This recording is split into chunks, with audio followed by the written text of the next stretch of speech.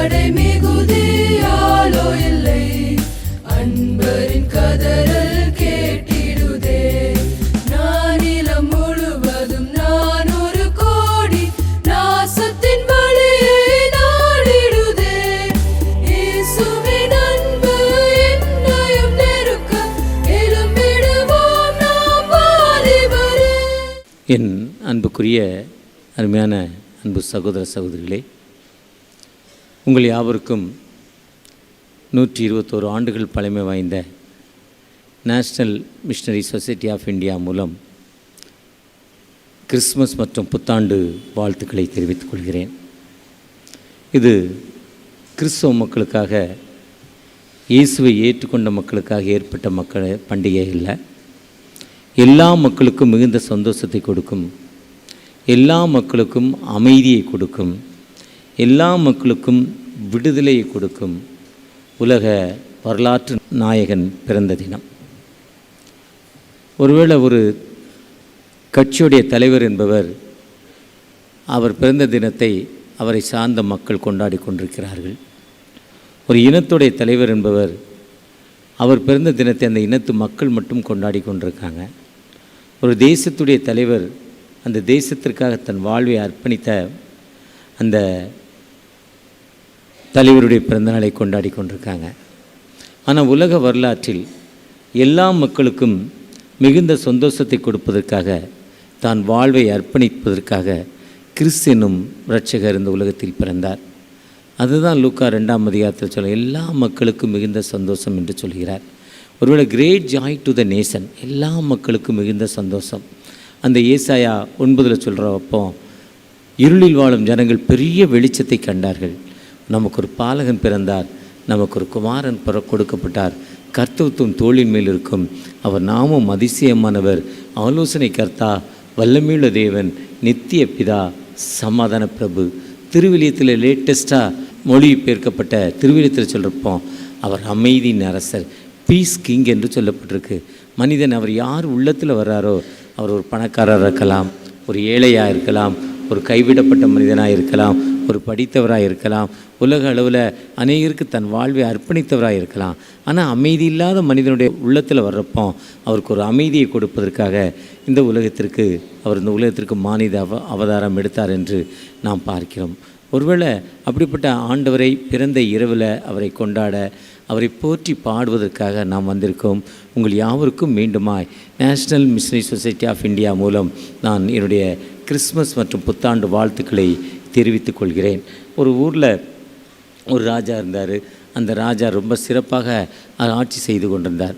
சிறப்பாக அவர் ஆட்சி செய்கிற அந்த மனுஷன்ட்ட அவர் கேள்விப்பட்டார், ஏதோ ஒரு ஊரில் 3 வள்ளல்கள் இருக்காங்க, அவங்ககிட்ட கேட்டால் எதனாலும் கொடுக்குறாங்கன்னு அவர்கிட்ட சொன்னாங்க. அந்த ராஜா என்னை விட அவங்க நல்லா கொடுக்குறாங்களான்னு அந்த கிராமத்துக்கு வேறு மாற்று வேடம் தரித்து கொண்டு அந்த கிராமத்துக்கு கடந்து போனார். அந்த கிராமத்துக்கு கடந்து போய் முதல் வள்ளலை பார்த்தார். முதல் வள்ளல்கிட்ட கேட்குறப்போ அவர் பார்க்குறப்போ, உனக்கு என்னப்பா வேணும், ரொம்ப ஏழ்மையாக இருக்கிறியே, என் சொத்துக்களில் சரிபாதியை உனக்கு நான் கொடுக்கிறேன் என்று அவருக்கு கொடுத்துட்டாரு. சரி, அவர் வாங்கி கொண்டு திரும்ப போயிட்டு அடுத்த நாள் இன்னொரு வள்ளலை அவர் சந்தித்தார். இன்னொரு வள்ளலை அவர் சந்திக்கிறப்போ அவர் சொன்னார், ஏன்ட இருக்கிறதெல்லாம் உனக்கு தந்துடுறேன், நீ ரொம்ப நல்ல மனுஷனாக இருக்கிற, இன்னும் தனக்கு இருப்பதையெல்லாம் அவர் கொடுத்து விட்டார். இன்னும் சில நாட்கள் கழித்து மற்றொரு வள்ளலை பார்த்தார். மற்றொரு வள்ளலை பார்க்குறப்போ அவர் சொன்னார், என் ஜீவனையே உனக்காக தருகிறேன் என்று சொன்னார். ஒருவேளை இந்த உலகத்தில் நாம் தொழுது கொள்ளும் ஆண்டவராகிய இயேசு கிறிஸ்துவை சகையை சந்திக்கிறப்போ, என் சொத்துக்களில் சரிபாதியை ஏழைக்கு கொடுக்கிறேன், நான் யாரிடத்தில் அநியாயமாக வாங்கியிருந்தால் 4 எத்தனையாய் திரும்ப கொடுக்கிறேன்னு சொல்லும் பொழுது அவருக்கு ஒரு விடுதலை கிடைத்தது. நாம் பிறக்கும் நேசருடைய தனி பெஸ்ட் குவாலிட்டி, தனித்துவம் என்னென்னா, அவரை நோக்கி பார்த்த பொழுது வேதத்தில் எந்த மனிதன் அவரை நோக்கி பார்க்கிறானோ, எந்த மனிதன் பாவ மன்னிப்பு நிச்சயத்தை சொல்கிறானோ, தன்னை உணர்ந்து ஆண்டுடைய சன்னிதானத்தில் போகிறானோ, அவனுக்கு நல்ல வாழ்வு கிடைக்குது. இந்த வீட்டிற்கு ரட்சிப்பு வந்தது, இவனும் ஆபிரகாமின் குமாரன் என்று சொல்லப்படுகிறது. ஒருவேளை அவரை நோக்கி நாம் பார்க்குறப்போ அவர் எனக்கு எல்லாம் கொடுப்பார் என்று அந்த ஏழை தாய் தனக்கு இருந்ததெல்லாம் எடுத்து அந்த காணிக்கை பெட்டியில் போட்டுட்டாங்க. தனக்கு என்ன இருந்ததோ அத்தனையும் எடுத்து அந்த காணிக்கை பெட்டியில் போட்டுட்டாங்க. ஒருவேளை மூன்றாவது மனிதன் தன்னையே ஜீவ பலியாக கொடுப்பதற்காக, அநேகரை மீட்கும் பொருளாக, எல்லா மக்களுக்கும் ரட்சிப்பை கொடுப்பதற்காக வந்ததான் இயேசு கிறிஸ்து. மூன்றாவது வள்ளல் இயேசு கிறிஸ்து தன்னையே ஜீவ பலியாக, அநேகரை மீட்கும் பொருளாக தன் ஜீவனை கொடுப்பதற்காக வந்தார். அவர் பிறந்ததே ஒரு சரித்திரம். ஒருவேளை அந்த சரித்திரத்தை அழகாக லுத்தரன் திருச்சபை எவ்வளோ அழகாக கொண்டாடி கொண்டிருக்கு. எவ்வளோ அழகாக அந்த சரித்திரத்தை, அந்த வேதத்தை ஃபுல்லாக நம்ம சரித்திரத்தில் வேதத்திலிருந்து வாசிக்க கேட்டோம். ஒருவேளை எவ்வளோ அழகான சரித்திரம். யாக்கோபு தன் பிள்ளைகளை ஆசீர்வதிக்கிறப்போ, 12 பிள்ளைகளை ஆசீர்வதிக்கிறப்போ யூதாவை பார்த்து சொல்லார், நீ ஒரு பால சிங்கம் என்று சொல்லி, உன்னிடத்தில் ஒரு சமாதான கர்த்தர் வரும் என்று அவனிடத்தில் சொல்கிறார். எத்தனை ஆண்டுகளுக்கு முன்னால், ஒருவேளை இன்றையிலிருந்து 5000 6000 ஆண்டுகளுக்கு முன்னால் ஒரு சரித்திரத்தை சொல்கிறாங்க. அவர் ஒரு சமாதான கர்த்தர் இந்த உலகத்திற்கு வருவார் என்று. அந்த பிலேயாம் இஸ்ரேல் மக்களை சபிப்பதற்காக பாலாக் பழம் கொடுத்து அனுப்புகிறாரு. அந்த பணத்தை பெற்றுக்கொண்டு போகிற அந்த மனிதர் அங்கே போய் சொல்கிறார், நான் இது ஒரு யாக்கோபிலே நட்சத்திரம் தோன்றும் என்று எண்ணாகம் 24:17 சொல்கிறாரு. யாக்கோபிலே ஒரு விடுதலை கிடைக்க போது, வாழ்வு கிடைக்க போது என்று சொல்கிறார். ஏன்னா இஸ்ரவேலை ஆசீர்வதிப்பது எனக்கு பெரியம் என்று எண்ணாகம் 24:1 ஆரம்பிக்கிறவர், உனக்கு ஒரு யாக்கோபிலே நட்சத்திரம் தோன்றும், அது மனிதனுக்கு ஒரு விடுதலை வார்த்தை என்று சொல்கிறார். ஒருவேளை சகரியா தீர்க்கன் 2ஆம் அதிகாரத்தில் சொல்கிறப்போ அவர் வருவார், அவர் நடுவில் வாசம் பண்ணுவார், அவர் உனக்கு சமாதானத்தை கொடுப்பார் என்று சொல்கிறார். சகரியா 2ஆம் அதிகாரத்தில் அவர் நடுவில் வாசம் பண்ணுவார். அதுதான் மத்தேயு 1ஆம் அதிகாரம் 23ஆம் வசனத்தில் சொல்கிறப்போ, இம்மானுவேல் என்று பெயரிடுவாயாக. இம்மானுவேல் என்பதற்கு இயேசு நம்மோடு இருக்கிறார். Lord with us, God with us. அந்த ஆண்டவர் நம்மோடு இருப்பதற்காக, நமக்கு விடுதலை கொடுப்பதற்காக இந்த உலகத்திற்கு வந்தார் என்று சொல்லப்படுகிறது. மீகா சொல்கிறப்போ 5:2 எப்ராத்தா எனப்பட்ட பெத்லேகமே, நீ யூதாவில் சிறியதாக இருந்தாலும் உன்னை ஆளப்போகிறவர் உன்னிடத்திலிருந்து பிறப்பார் என்று சொல்கிறார். நீ சிறிய மனுஷன்தான், ஆனால் உனக்குள்ளே ஒரு மனுஷன் உருவாக போகிறாரு. நம்மை போல் ஒரு பாடுள்ள மனிதன் நம்மை உருவாகி நம்மை வாழ்வு கொடுக்கும் ஆண்டவர் என்று சொல்லுகிறார். சகரியா லூக்கா 1ஆம் அதிகாரத்தில் சகரியா சொல்கிறப்போ, ஒரு மனுஷன் வரப்போகிறாருப்பா, உனக்கு ஒரு குழந்தை பிறக்கும், அவர் மூலம் மரியாளுக்கு பிறக்க போகிற குழந்தை ஒரு விடுதலை வாழ்த்திருந்து மரியாளுடைய வாழ்த்தல் சத்தம் கிடைக்குது. ஒருவேளை அங்கே சகரியா வந்து வாசிக்கிறப்போ அந்த 1ஆம் அதிகாரத்தில் சகரியா என் ரட்சணத்தை என்னுடைய கண்கள் கண்டது. அன்னாள் சொல்லுறப்போ மீட்பை என்னுடைய கண்கள் கண்டதுங்கிறாரு. ஒருவேளை உங்களை இனியும் மீட்டு கொள்வதற்காக, உங்களுக்கு எனக்கும் விடுதலை கொடுப்பதற்காக, ஒரு புதிய வாழ்வை கொடுப்பதற்காக இயேசு கிறிஸ்து என்னும் ஒரு இரட்சகர் இந்த உலகத்தில் வந்தார். அந்த இயேசு கிறிஸ்து இரட்சகர் இந்த உலகத்தில் வந்தது நம்மை மீட்டு கொள்வதற்காக. நம்மை மீட்டு கொண்டதால் தான் நீங்கள் நான் இன்றைக்கி ஒரு மனிதனாக இருக்கிறோம். நீங்கள் நான் ஒரு வாழ்க்கையில் உயர்வு பெற்றிருக்கோம். எப்படிப்பட்ட உயர்வு பாருங்கள். நான் இன்றைக்கி சாரா டக்கர் கல்லூரியில் செக்ரட்டரி அண்ட் ட்ரெஷரராக பாளையங்கோட்டையில் இருக்கிற சாரா டக்கர் கல்லூரியில் இருக்கிறேன். 4100 பிள்ளைகள் படிக்கிறாங்க. கிட்டத்தட்ட 202 டீச்சர்ஸும் ஒர்க்கர்ஸ்லாம் சேர்த்து கிட்டத்தட்ட 400 பேர், 395 பேர், 395 நினைக்கிறேன், அவ்வளோ ஒர்க்கர்ஸ் அங்கே இருக்காங்க. அது 128 ஆண்டுகளுக்கு முன்னால் ஆரம்பிக்கப்பட்ட ஒரு கல்லூரி ஸ்தாபனம். அந்த ஸ்தாபனத்தை பற்றி உங்களுக்கு ஒரு சிலர் அந்த கல்லூரியில் படித்தவங்களே நீங்கள் இருக்கலாம். ஏன்னா அநேக பெண்கள் அங்கே படிச்சிருக்காங்க. ஒருவேளை அந்த கல்லூரி எதுனா, அன்னைக்கு டக்கர்ஸ் பிராட்வே ரோடில் சிஎஸ்ஐ டக்கர் சர்ச் இருக்குது. அது 200வது ஆண்டு விழாவை கொண்டாட போது அங்கே ஜான் டக்கருங்கிற ஒரு ரெவரண்ட் வர்றாங்க. அவங்க தென்பகுதியில் ஊழியம் செய்துட்டு அப்படியே கால்நடையாக நடந்து சென்னைக்கு வந்து அந்த பிராட்வே பகுதியில் அந்த டக்கர் சர்ச்சை அவங்க நிறுவுகிறாங்க. அவங்க நிறுவிட்டு சும்மா ஒரு விசிட்டுக்காக இங்கிலாந்துக்கு திரும்ப போகிறாரு. இங்கிலாந்துக்காக திரும்ப போகிறப்போ இதேமாரி ஒரு சர்ச்சில் ப்ரொமோஷன் ஒரு கொடுக்குறாரு. என்ன கொடுக்குற மெசேஜுக்கு போகிறாரு. அவர் ரெவரண்ட் ஜான் டக்கர்ஸ் என்று அவர் ஒரு ஆயர். அவர் அங்கே ஒரு மெசேஜ் கொடுக்க போகிறப்போ மெசேஜில் சொல்கிறார், தென்னிந்திய மக்கள் பின்தங்கின நிலைமையில் இருக்காங்க. பெண்களுக்கு கல்வி இல்லை, பெண்கள் ஸ்கூலுக்கு போகலை, பெண்கள் கைவிடப்பட்ட நிலைமையில் இருக்காங்க, பெண்கள் அடுப்பினடியில் ஊதும் பெண்களாக இருக்காங்க, வெளியே வரல, பெண்கள் இன்னும் ஒடுக்கப்பட்ட நிலைமையில் இருக்காங்க, பெண்கள் கணவர் இறந்தவுடனே அந்த பெண்களை தீயில் போட்டு விடுறாங்க. ஒரு சில பெண்கள் அறியாமையினால் தாங்களே தீக்கு முன்னால் வந்துடுறாங்க. கணவர் இறந்த பிறகு நான் வாழவா, ஆகா அப்படிப்பட்ட வாழ்வு எனக்கு வேண்டான்னு ஒரு சில பெண்கள் தானே முன்வந்து தீயில நிறைய பெண்கள் போயிடுறாங்க. ஒரு சிலர் போகாட்டாலும் பிள்ளைகள் நிமித்தம், பேர பிள்ளைகள் நிமித்தம் உலக கவலை நிமித்தம் போகட்டாலும் அந்த பெண்ணை கையங்காலையும் பிடிச்சி நெருப்பில் போடுறாங்க. அந்த பெண்ணுக்கு நாலேஜ் இல்லை, கல்வி இல்லை. அப்படிப்பட்ட அடிமைப்பட்ட மக்கள் எவ்வளவோ. அன்றைக்கி நான் இது சிராம்பூரில் வந்த வில்லியம் கேரி தான் சொன்னார் 1750.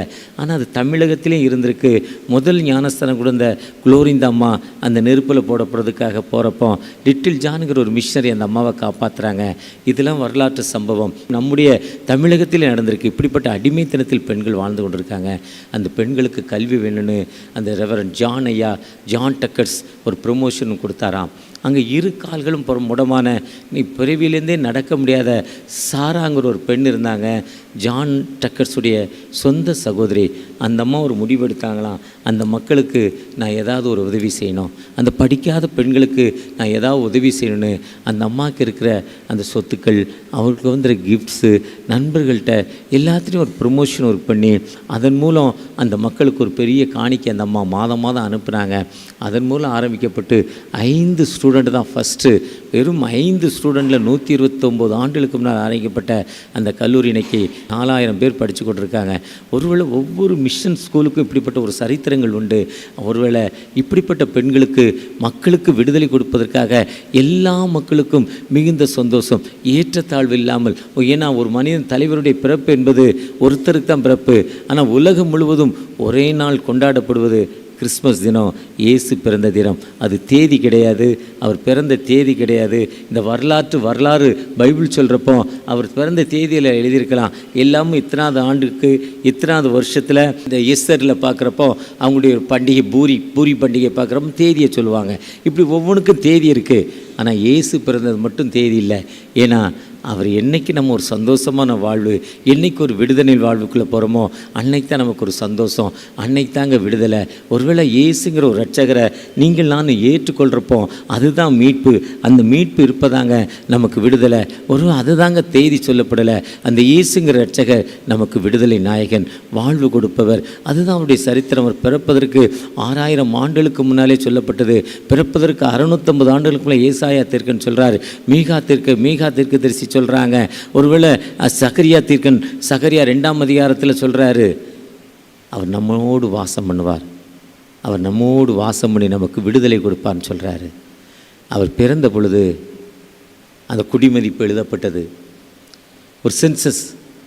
இயேசுடைய தனி சரித்திரம்னா இயேசு பிறந்தான் பிஃபோர் கிரைஸ்ட் ஆஃப்டர் கிரைஸ்ட். கிறிஸ்துக்கு முன் கிறிஸ்துக்கு பின் சரித்திரமே உருவாச்சு, சென்சஸ் கணக்கு உருவாச்சு. இன்றைக்கி எல்லா தலைவர்களும் ஜாதி வாரி கணக்கெடுங்கிறாங்க, கிராமத்து வாரி கணக்கெடுங்கிறாங்க. அன்னைக்கு கணக்கெடுப்பது என்பது இயேசு பிறப்பதற்கு அப்போதான் அங்கே இருக்க அகசுராயனால் கட்டளை பிறந்தது. அந்த கட்டளை அவர் பிறப்பதற்காக அவரை அழைத்து கொண்டு போகிறாங்க. அவரே இல்லை, அவருடைய அம்மா அவருடைய வயத்தில் இருக்கிறாரு. அந்த அம்மா கேரிங்க அந்த அவரை எடுத்துக்கிட்டு போகிற இடத்துல ஒரு சூழ்நிலை, அங்கே லாட்ஜு கிடைக்கல. இன்றைக்கி டிவியை பார்க்குறப்போ ஏதோ ஒரு இன்றைக்கி பண்டிகை நாளுங்கிறதால ஏதோ ஒரு டூரிஸ்ட் சென்டரில் பயங்கரமான கூட்டம், பயங்கரமான நெரிசல். போலீஸால் அவங்கள கண்ட்ரோல் பண்ண முடியல, அந்தளவுக்கு கூட்டம் வந்துருச்சான். அதே மாதிரி எல்லோரும் மொத்த ஜனங்களும் அன்றைக்கி அங்கே வந்துட்டாங்க. அப்போ கேரிங்காக நிறைய மாத கர்ப்பிணியாகி போகிற அம்மாவுக்கு தங்கிறதுக்கு இடம் இல்லை. அங்கே ஒரு தேவதூதன் வந்து ரெக்கமெண்ட் பண்ணியிருந்தா எப்படி இருந்திருக்கும்? யாராவது வீட்டை காலி பண்ணி நிச்சயமாக கொடுத்துருப்பாங்க. நாமும் எங்கே போனாலும் நமக்கு மேல் அதிகாரி யாராவது தெரியுமான்னு பார்த்து அவங்க மூலம் ரெக்கமெண்ட் கிடைக்குமா, இத்தனாந்தேதி இங்கே வர்றவங்க ஒரு இடம் ரூம் எனக்கு புக் பண்ணி வைங்கன்னு சொல்கிறோம், இல்லை அவங்கள சொல்கிறோம். இது மனித தன்மை. ஆனால் இயேசுங்கிற ஒரு நபர் அங்கே அவங்கள ரெக்கமெண்ட் தேடவே இல்லை. ஒரு சாதாரண மனிதனாய், உலகத்தில் கடைசி மனிதனுடைய நிலைமை, ரெக்கமெண்டே இல்லாதவனுடைய நிலைமை எப்படி இருக்கும்? இன்றைக்கி இப்போ ஒரு டெத்தை பார்த்துட்டு வந்தேன். ஒரு மனிதர் பஸ்ஸில் அடிபட்டு இறந்துட்டார். 10 பேரோடு ஒரு கல்பாக்குங்கிற ஊருக்கு கார்பன்ட்ரி ஒர்க்குக்கு போகிறார். இவர் வயதில் மூத்தவர், நியர்லி ஒரு 85 வயசு இருக்கும். ஃபோன் பேசிக்கிட்டே போனாரா, கீழே விழுந்தாரா என்னன்னு தெரியலையா. கூட போனவங்களாம் பஸ்ஸில் சீட்டு போட ஓடிட்டாங்களாம். நம்ம அப்படி சீட்டு போட்டு பிடிக்கிறோம். சீட்டு போட கூட போனவங்களாம் போயிட்டாங்க. ஆனால் இவர் எந்த ரெக்கமெண்டையும் தேடலை. ஒரு சாதாரண மனிதனாய் இந்த உலகத்தில் வந்தார். அவர் ஊழியத்துக்கு வர்றப்போ ஒரு சாதாரண மனிதனாய் டெஸ்டிங். அந்த 40 நாள் பாஸ்டிங் எடுத்துகிட்டு மலையிலேருந்து இறங்குறார். 4ஆம் அதிகாரத்தில், லூக்கா 4ஆம் அதிகாரத்தில். அங்கே இருக்க தெய்வதூதர்கள் அங்கே இருக்க மனிதன் சொல்கிறான், 40 நாள் சாப்பிடலங்க, உன் கடவுள் இந்த கல்லை அப்பமாக்குன்னு சொல்லுவார், நீ இந்த கல்லை அப்பமாக்குங்கிறார். அவர் சொல்லுவார், தேவனாய கர்த்தரை பரீட்சை பாராதிருப்பாயாக. ஆனால் அவர் 2 மீன் 5 அப்பத்தை 5000 பேருக்கு கொடுத்தார். 12 கூடைகள் மீதி இருந்தது. அவர் சொல்ல நடந்திருக்கோம். அவர் சொல்லார், தேவனுடைய ஒவ்வொரு வார்த்தை நமக்கு ஃபுட்டு, வார்த்தை ஃபுட்டுன்னு சொல்கிறார். அவர் சாதாரண ஒரு மனிதனாய் இங்கிருந்து குதிச்சிரு கீழே, அவன் கடவுள் பிடிச்சிக்குவார். அதை டெஸ்ட் பண்ணக்கூடாது. ஆசை, இந்த உலகத்தையும் அவன் கையில் தாரேன், நீ அவர் உன் வேலையை விட்டுட்டு என்கிட்ட வாங்குறான். ஒருவேளை இன்றைக்கி நிறைய ஊழியக்காரங்க, நிறைய அதிகாரிகள், நிறைய மக்கள் விழுந்து நம்ம விழுந்து போகிறதுக்கு காரணம்னா ஆசை தான். இது செஞ்சிடலாம், இதை வாங்கிடலாம், இதை வாங்கிடலாம். இதை விட்டு கொடுக்க ஒரு மனித தன்மை நம்மகிட்ட இல்லை. அந்த மனித நேயம் இல்லை, சகோதரருக்குள்ளே பிரிவினை. அந்த பிரிவினை வரக்கூடாதுன்னு தான் அவர் சொன்னார், தேவனாய கர்த்தரை பரிச்சு ஆசை வேண்டாம்ப்பா, வானம் பூமியும் கர்த்தருடையதுன்னு சொல்கிறாரு. ஒருவேளை ஒரு சாதாரண மனிதனாய் எளிமையாக வந்தார். அவருடைய பிறப்பு லூக்கா 2ஆம் அதிகாரம் எல்லா மக்களுக்கும் மிகுந்த சந்தோஷம் சொல்கிறப்போ, அவர் பிறந்த பொழுது அங்கே பூமியில் ஒரு பாட்டு பாடினாங்க, பரலோகத்தில் ஒரு பாட்டு பாடினாங்க, உன்னதற்கு தேவனுக்கு மகிமையும் பூமியிலே சமாதானமும் மனிதர் மேல் பிரியமும் உண்டாவதாக என்பதற்காக அந்த சமாதான வாழ்த்து. ஒரு சாதாரண மனிதனாய் எல்லோரையும் மீட்கும் பொருளாய் அற்புதங்களும் அடையாளங்களும் விடுதலையும் கொடுக்க மனிதனாய் அவருக்கு ஒரு பவர் இருந்தது. அந்த பவரை எந்த இடத்துல வேணுமோ அந்த இடத்துல மட்டும்தான் யூஸ் பண்ணுறார். எந்த மக்கள் 38 வருடம் முடியாத நிலைமை, get up, take your beds and வாக்குங்கிறார், எடுத்துக்கொண்டு நட. அதே இதை அவர் பிடிச்சிட்டு போகிறப்போ, அடிக்கிறப்போ நிறைய பேர் இஸ்ரேல் தேசத்துக்கு போயிருப்பீங்க. அந்த அவரை வச்சுருந்த அந்த ஜட்ஜி நடந்த இடத்த பார்த்துருப்பீங்க, அந்த தெருவை பார்த்துருப்பீங்க. அவர் கை வைத்த இடம், அந்த சுவர்கள் எல்லாம் இப்படிலாம் இந்த இடத்துல விழுந்தார், இந்த இடத்துல விழுந்தார், அந்த மார்க்கெட்டில் காட்டுறாங்க, அங்கே இருக்க நம்ம கைட்ஸ் காட்டுறாங்க. ஆனால் அவர் எந்த பவரையும் அந்த இடத்துல ஏற்றுக்கொள்ளலை. ஒரு சாதாரண உலகத்தின் பாடுகள் இப்படி தான் இருக்கும், நம்முடைய பாடுகள் இப்படி இருக்கும். தன்னுடைய பாடுகளை அவர் சொந்தமாக ஏற்றுக்கொண்டு நமக்கு விடுதலை கொடுப்பதற்காக அந்த உலகத்திற்கு வந்தார், வாழ்வு கொடுப்பதற்காக அந்த உலகத்திற்கு வந்தார். அதேமாதிரி சிலுவையில் கடைசி வரை அவர் மரண பரியந்தம், அவருக்கும் பிதாவுக்கும் பார்வை துண்டிக்கப்பட்டுருச்சு. அந்த துண்டிக்கப்பட்ட பொழுது, என் தேவனே என் தேவனே ஏன் கைவிட்டீங்க? நாமும் கஷ்டப்படுறப்போ, நம்ம ஆண்டவரை நோக்கி அழைக்கிறப்போ விடுதலை கொடுக்கும் தேவன். அவர் எப்போ அந்த ஜெபத்தை பண்ணாரோ அடுத்த நிமிஷமே எல்லாம் முடிந்தது இருந்து அறிந்து தாகமாக இருக்கிறேன் என்று சொல்லி தன் ஆவியை ஆண்டவர்கிட்ட ஒப்பு கொடுத்துட்டார். அந்த வேதனை உலகத்தின் பாவங்கள் மேலே கொட்டப்பட்ட பொழுது பாவத்தின் நிமித்தம் தான் அவருக்கு வேதனை வருது. அந்த வேதனை நிமித்தம் ஆண்டவரை நோக்கி ஜெபிக்கிறார். அவரை நோக்கி ஜெபிக்கிறப்ப ஆண்டவர் அவருக்கு விடுதலை கொடுக்கிற தகப்பனாய் காணப்படுகிறார். ஒருவேளை இந்த உலகத்தில் நம்ம எப்படிப்பட்ட வேதனை, எப்படிப்பட்ட துன்பங்கள், கணவனால் கைவிடப்பட்டிருக்கலாம், மனைவியினால் கைவிடப்பட்டிருக்கலாம், பிள்ளைகளால் கைவிடப்பட்டிருக்கலாம், ஒருவேளை சகோதரர்களால் கைவிடப்பட்ட நிலைமையில் நிறைய சொத்துக்கள் யாரையும் நம்பி இருந்திருக்கலாம், சொத்துக்களை அவங்க ஏமாற்றி நம்மளை ரோட்டில் விட்டுருக்கலாம். அப்படி கைவிட நிலைமையிலும் என் தேவனே, மை லார்ட், பிராக்டிக்கலாக நம்ம எப்படி ஜெபம் பண்ணணும், இந்த உலகத்தில் எப்படி ஜெபம் பண்ணணும் என்பதற்காக அவர் ஜெபத்தை செய்து காட்டினார். அந்த சிலுவையை அவர் எடுக்கும் ஒரு வெற்றி விழா, உலக பிரகாரமாய் நான் 60 ஆண்டுகள் பவள விழா, வெள்ளி விழா, இப்படி பல வெள்ளி விழாக்கள் இருக்கு. அதே மாதிரி விழா தான் வெற்றியின் விழா. அந்த ஓசனா பவனி வர்றப்போ அந்த வெற்றியின் விழா என்னன்னா, அவர் பிறந்த பொழுது தேவதூதர்கள் பாடுறாங்க, ஆனா அவர் இறக்கு முன்னால அங்க இருக்க மக்கள் பாடுறாங்க. மனிதரின் அந்த பரலோகத்தில் சமாதானம் வந்துருச்சு. ஒரு மனிதன் விடுதலை கிடைக்கிறப்போ பரலோகத்தில் சமாதானம் வந்துருச்சு. மனிதனுக்கு விடுதலை கொடுப்பதற்காக இந்த உலகத்திற்கு வந்தார், மனிதனுக்கு வாழ்வு கொடுப்பதற்காக இந்த உலகத்திற்கு வந்த பரலோகத்தில் சமாதானம் வந்துருச்சுன்னு அங்கே இருக்க மக்கள் பாடுறாங்க. ஆனால் அவர் சாதாரணமாக எளிமையாக கடந்து போய் ஒரு சீர்திருத்தவாதியாய், இன்னைக்கு பெரியாருக்காக எல்லா தலைவர்களும் மாலை போடுறாங்க சிலையில். பெரியார் மட்டும் எழும்பலைன்னா இன்றைக்கி ஒரு மத்திய பிரதேசம் மாதிரி, ஒரு ராஜஸ்தான் மாதிரி, ஒரு ஜார்க்கண்ட் மாநிலம் மாதிரி இருந்திருக்கோம். மத்திய பிரதேசில் என்எம்எஸ் மூலம் ஷேடோங்கிற ஒரு பணித்தளத்துக்கு கடந்து போயிருந்தேன். 14 ஏக்கர் என்எம்எஸ் இடம். ஒரு அம்மா இங்கேருந்து போன ஒரு அம்மா ₹1 கொடுக்குது. ஒரு 50 ஆண்டுகளுக்கு முன்னால் அதை என்எம்எஸ் எல்லாம் அன்னைக்கு நிர்வகிக்க முடியாமல் அங்கே இருக்க எல்எம்எஸ் லுத்ரன் மிஷனுக்கு கொடுக்குறாங்க. லுத்ரன் மிஷனும் ஜெர்மனும் சேர்ந்து ஒரு ஹாஸ்பிட்டல் ஆரம்பிக்கிறாங்க. அந்த ரோட்டுக்கு பேர் mission hospital road. Mission hospital road இன்றைக்கி நெட்டில் போட்டாலும் வருது.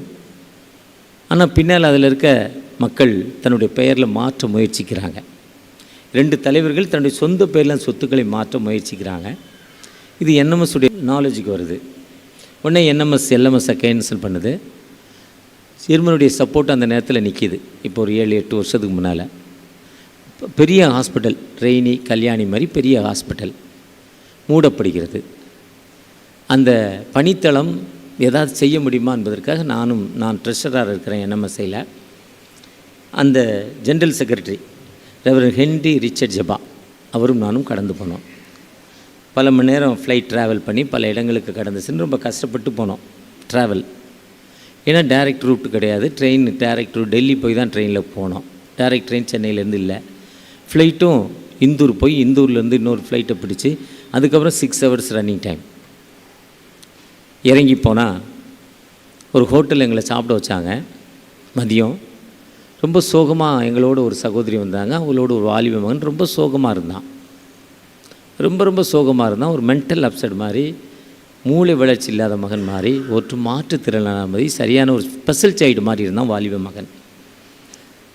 எங்களுக்கு ஒன்றுமே புரியல. நல்லா சாப்பிட்ற இடத்துல ஒரு ஸ்பெஷல் சைடை கொண்டாந்து வச்சுருக்காங்களே, எதுக்கு இப்படி வச்சுருக்காங்க? நான் கண்ணீரோடு நினைத்து கொண்டு அந்த அம்மாட்ட கேட்டோம். அப்போ சொன்னாங்க, ஐயா இவன் ஸ்பெஷல் சைல்டு இல்லை, நல்ல பையன். இவங்க அம்மாவுக்கு இவன் ஒரே பையன், அப்பா இல்லை. இவங்க அம்மாவுக்கு 65 வயது. 14 பேர் ஒன்றா சேர்ந்து ஜோம் பண்ணாங்க, வேறு ஒன்றுமே பண்ணலை. இவங்க வீட்டில் 14 பேர் ஒன்றா சேர்த்து ஜோம் பண்ணதுக்கு அரெஸ்ட் பண்ணிட்டாங்க அரசாங்கம். அரெஸ்ட் பண்ணது மட்டும் இல்லை, இந்த அம்மாவை 35 நாட்கள் ஆச்சு பெயில் கிடைக்கல. பெயில் கிடைக்காத பல சட்டங்கள் போட்டுட்டாங்க. நம்ம ஊரில் கொலை பண்ணவனுக்கே 20 நாள் 25 நாளில் பெயில் கிடச்சிருது.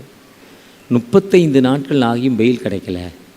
தன் அம்மா ஜெயிலில் இருக்குது. ஜெபம் பண்ணதற்கு இவ்வளோ தண்டனை மத்திய பிரதேசத்தில் நடந்த சம்பவம் இன்று நடந்து கொண்டிருக்கு. இப்போ நான் சொல்வது நெட்டில் டவுன்லோட் பண்ணல, 3 மாதத்துக்கு முன்னால் நான் நேரடியாக பார்த்த சம்பவம். நாமும் அப்படி தான், பெரியார் இல்லைனா இப்படி தான் இருந்திருப்போம். பெரியாரை மாதிரி ஒரு மனிதன் கிளம்பலைன்னா நாமளும் இப்படி தான் இருந்திருப்போம். ஆனால் இன்றைக்கி இந்தியா, தமிழகம் இவ்வளோ ரட்சிக்கப்படுறதுக்கு நிறைய மிஷனரிகள் வந்தாங்க. அந்த மிஷனுடைய நாலேஜில் பெரியார் மாதிரி பெரிய நல்ல அறிவாளிகள் தேசத்தில் எழும்புனதால் நம்ம இவ்வளோ அருமையாக இருக்கிறோம். ஒருவேளை இன்றைக்கி ஒரு நல்ல நாலேஜாக ஒரு ஃப்ரீ சர்வீஸ், ஆனால் இன்றைக்கி இந்த ஃப்ரீ சர்வீஸ் கூட நான் சொல்ல முடியாது. தானா ஸ்ட்ரீட்டில் இல்லை, மூக்கர் நல்ல முத்தா சரவணாஸ்டருக்கு ஏற்ற மாதிரி இருக்கிற மிஷனரி சேப்பலில் 3-4 மாதத்துக்கு முன்னால் நீங்கள் மதம் மாற்றீங்கன்னு ஒரு பெரிய குரூப் வந்து சண்டை போட்டுச்சு. 200 ஆண்டுகள் பழமை வாய்ந்த ஒரு திருச்சபை மிஷனரி சேப்பல். நான் கடந்த 2 வாரத்துக்கு முன்னால் மீஞ்சூருக்கு வில்லேஜ் மினிஸ்ட்ரி போயிருந்தேன். என்னை ஒரு கூட்டம் வளைச்சிக்கிட்டு, நாங்கள் 3-4 பேர் போயிருக்கோம், ஒரு கூட்டம் வளைச்சிருச்சு. உடலை எப்படி சொல்லுவாங்க இது? இன்றைக்கி இதே நிலைமை தான் இந்தியா முழுவதற்கு. ஆனால் நமக்கும் அதே நிலைமை வந்து விடுமோங்கிற ஒரு அச்சம் இருக்குது. ஒருவேளை அந்த நிலைமை இராமல் இருக்கிறதுக்கு தான் எல்லா மக்களுக்கும் சந்தோஷத்தை கொடுப்பதற்காக அவர் இந்த உலகத்திற்கு வந்தார். அவருடைய பிறப்பு ஒரு அதிசயம், வாழ்வு ஒரு அதிசயம். அது மட்டுமல்ல, அவருடைய உயிரோடு எழுந்தது. இந்த உலகத்தில் எந்த மனிதனும் உயிரோடு எழுந்த மனிதன் எந்த மனிதன் இல்லை. லாசர் உயிரோடு எழுந்தால் நீங்கள் அடுத்த கேள்வி கேட்பீங்க. ஆனால் அவர் மரித்து விட்டார். யாரெல்லாம் நாயனூர் விதவியுடைய மகன் உயிரோடு எழுந்தார்? டாக்டர் ஜெய்சிங் காசிமேடில் ஊழியம் பண்ணார். அவர் மரித்த மனிதனை எத்தனை பேர் உயிரோடு எழுப்பியிருக்கிறார்? கை வைப்பார், எழுந்துருவாங்க. ஆனால் அவங்க திரும்ப மரிச்சிருக்காங்க. மரித்தும் சதா காலம் உயிரோடு இருக்கிற ஒரே தகப்பன் நாம் ஆராதிக்கும் ஆண்டவர். அவர் சொல்லார், உயிரோடு எழுந்தவரை நீங்கள் மரித்தோடத்தில் தேடுகிறதுன்னு தாம் சொன்னபடியே உயிரோடு எழுந்தார். நான் ஜீவாதிபதி, ஜீவன் உள்ளவர். அப்படிப்பட்ட ஆண்டவருடைய பிறப்பை நாம் கொண்டாடி கொண்டிருக்கோம். அவர் நமக்கு ஒரு விடுதலை நாயகனாய் நமக்கு வாழ்வு கொடுக்கிறாய். அவர் அந்த வெற்றியின் பிறப்பில் சொல்கிறப்ப சகரியா 9 சீயோன் குமார்த்தியை கெம்பரித்து பாடு, உன் ராஜா உன்னிடத்தில் வருகிறார். அவர் கழுதை குட்டியாக மரியின் மேல் வருகிறார். அமைதியானவர், தாழ்மையுள்ளவர், ரட்சிக்கிறவர், ஒரு விடுதலை கொடுப்பதற்காக. அந்த விடுதலையை பெற்றுக்கொண்ட நீங்கள் நானும் இன்னைக்கு ஆண்டவர் பிறந்த என்னுடைய பிறப்பு எப்படிப்பட்ட பிறப்பு, என்னுடைய வாழ்வு எப்படிப்பட்ட வாழ்வு, நான் ஆராதிக்கும் ஆண்டவர் ஒரு எப்படிப்பட்ட ஆண்டவர் என்ப நோக்கத்தோடு அவருடைய பாதத்தில் வந்திருக்கிற அன்பிற்குள்ளே அவர் உங்களுக்கு எனக்கும் ஒரு வாழ்வு கொடுப்பதற்காக தன்னையே ஜீவ பலியாக இந்த உலகத்திற்கு கொடுத்த இயேசு கிறிஸ்து. ஒருவேளை இன்னைக்கு சரித்திரம் சர்வீஸில் எவ்வளோ அழகாக, எவ்வளோ பெஸ்ட்டாக, ரொம்ப அருமையாக இருந்தது சரித்திரத்தை கேட்பதற்கு. அந்த சரித்திரத்தை கேட்டுக்கிட்டே தான் என்னுடைய மெசேஜை எழுதினேன்னா இங்கே வந்து தான். ஒருவேளை எந்த மனிதனுக்கு இல்லாத ஒரு சரித்திரம், நீங்கள் நானும் ஆராதிக்கும் ஆண்டவர். அந்த ஆண்டவர் அன்னைக்கு அவங்க லுத்ரன் மிஷன் வந்ததால் நம்ம கையில் பேப்பர் வந்திருக்கு, நம்ம கையில் பேனா வந்திருக்கு, ரெக்கார்ட்ஸ் வந்திருக்கு, டாக்குமெண்ட் வந்திருக்கு. நம்ம பிஹெச்டிலாம் படித்து பெரிய அறிஞராக இருந்துக்கிட்டு இருக்கோம். அன்றைக்கி லுத்ரன் மிஷன் அவ்வளோ மிஷன் செய்யலைன்னா நாம் எப்படி இருந்திருப்போம்? இன்றைக்கி நம்முடைய அர்ப்பணிப்பு என்ன? நம்முடைய அர்ப்பணிப்பு என்ன? இன்னைக்கு வலது கைக்கும் இடது கைக்கும் தெரியாத இவ்வளோ மக்கள் உண்மையான ஒரு ஆண்டவரை தெரிந்து கொள்ள முடியல. உண்மையான வாழ்வில், தங்கள் உடம்பில் 9 ஓட்டைகள் போடுறாங்க. ஜார்க்கண்ட் மாநிலத்தில் முன்னாள் ஃபைனான்ஸ் மினிஸ்டர் இருந்த அதே தொகுதியில் ஒரு இரவு என்ன பண்ணுவாங்கன்னா, ஊர் மக்கள்லாம் ஒன்றா கூடுவாங்களாம். ஒரு சின்ன கோழி, ஒரு பெரிய கோழி கொண்டு வருவாங்களாம். அரிசி மாவும் குங்குமமாவும் கொண்டு வருவாங்களாம். ஆளுக்கு ஒரு சாராய பாட்டில் கொண்டு வருவாங்களாம். இன்றைக்கி நடந்து கொண்டு இருக்குங்கிறாங்க. அதை கொண்டு வரப்போ அங்கே இருக்க தலைவர் அந்த வர்ற கோழியோட கழுத்தை திருகுவாராம். அந்த பிளட் அதில் ஊற்றுவாராம். எவ்வளோ கோழி வந்தாலும் அந்த மாவில் தன்னுடைய உடம்புல 9 இடத்துலேருந்து ரத்தத்தை எடுப்பாராம். சொந்த உடம்புல எப்படின்னா வர்றவங்க கொண்டு வர சாராயத்தில் எல்லாத்தையும் கொஞ்சம் கொஞ்சம் சாப்பிடுவாராம்.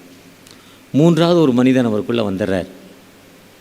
அந்த ரத்தத்தில் ஒன்றா கலந்து அந்த மாவோடு எடுத்து மேலே போடுவாராம். எதுக்குன்னா, எங்கள் தேசத்தில் நல்லா மழை பெய்யணும், கொள்ளை நோய் வரக்கூடாது, வியாதி வரக்கூடாது, எங்களுக்கு விடுதலை வேணும். அறியாமையான வாழ்வு. நாமும் அப்படித்தான் வாழ்ந்து கொண்டிருந்தோம். ஒரு அறியாமையில் வாழ்ந்து கொண்டிருந்த உங்களுக்கும் எனக்கும் ஆண்டவர் எவ்வளோ பெரிய ஒரு சிறப்பான வாழ்வை கொடுத்திருக்கிறார்.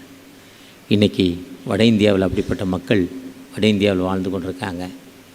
சென்னை அருகில் அநேக மக்கள் அப்படி தான் வாழ்ந்து கொண்டிருக்காங்க. அந்த மக்களுக்கு பிறப்பின் செய்தியை ஆண்டவர் உங்களை அழைக்கிறார். அந்த மக்களுக்கு பிறப்பின் செய்தியை சொல்வதற்காக ஆண்டவர் நம்மை அழைக்கிறார். நாம் அந்த மக்களுக்கு பிறப்பின் செய்தியை சொல்ல ஆயத்தமுள்ள மக்களாய் காணப்படுகிறோமா? இவ்வளோ பெரிய ஆராதனை டிஎல்சியில் கிறிஸ்மஸ் ஈவன் இது யாருக்கும் சென்னையில் வேறு எந்த திருச்சபையில் இந்த மாலையில் நடக்கலை. எல்லோரும் சர்ச்சை அலங்கரித்து கொண்டு பூவோ ஏதோ டெக்கரேட் பண்ணிட்டு கொண்டிருக்காங்க. ஆனால் ஒரு கிறிஸ்மஸ் ஃபங்க்ஷன் மாதிரி நம்ம வந்திருக்க நாம் எத்தனை மிஷினரி சப்போர்ட் கொடுக்க போகிறோம்? எத்தனை மிஷினரி வாழ்வில் நாம் செய்ய போகிறோம்? ஆண்டவர் நம்மை அன்போடு அழைக்கிறார்.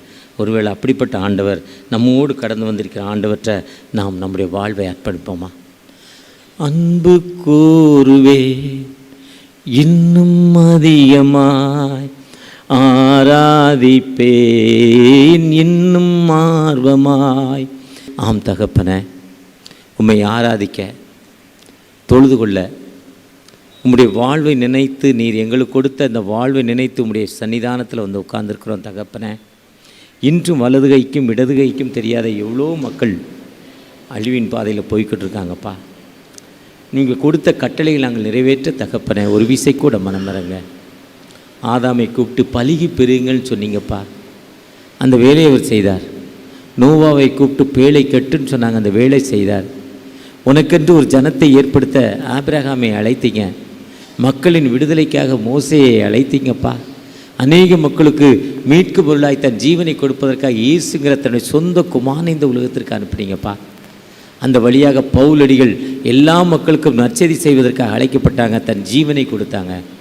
எங்கிட்ட கொடுக்கப்பட்ட நீங்கள் புறப்பட்டு போய் சகல ஜாதியும் சீச்சராக்கி பிதா குமாரன் பரிசுத்தாவினால் ஞானஸ்தானம் கொடுங்கள் என்ற ஒரு புதிய கட்டளை எங்களுக்கு கொடுத்துருக்கீங்க. அந்த கட்டளைகளை பெற்றுக்கொண்ட நாங்கள் அந்த கட்டளையின்படி நாங்கள் புறப்பட்டு நாங்கள் எல்லா மக்களுக்கும் நற்செய்தி சொல்வதற்காக காலம் நிறைவேறிற்று, சுவிசேஷம் அறிவிக்கப்பட நீர் எங்களை அனுப்புகிறீங்க நம்பிக்கையோடு தகப்பனே. அனுப்பப்படாவிட்டால் எப்படி ரட்சிப்பார்? விசுவாசம் எங்களுக்கு தெரியும், சொல்லப்படாவிட்டால் விசுவாசம் அவங்களுக்கு எப்படின்னு தெரியும் தகப்பனே. அனுப்பப்படுவதற்கு நான் செல்ல ஆயத்தமாக இருக்கிறேன், அல்லது அனுப்ப போகிறவனுக்கு என்னால் முடிந்த உதவி செய்ய ஆயத்தமாக இருக்கிறேன் ஒப்புக் கொடுக்குற ஒவ்வொரு பிள்ளைகளையும் ஒரு கரத்தில் தருகிற தகப்பனே. இவ்வளோ மன முறிவினால் வியாதினால் கண்ணீரோடும் இருக்கும் மக்களுக்கு ஒரு விடுதலை கொடுங்க, புதிய ஆசீர்வாதத்தை கொடுங்க, வழிநடத்துங்க. மீட்பர் இயேசு மூலம் ஜெபம் கேளும் அன்பின் தகப்பனே, ஆமேன். அறுவடை மிகுதியாலோ இல்லை, அன்பரின் கதறல்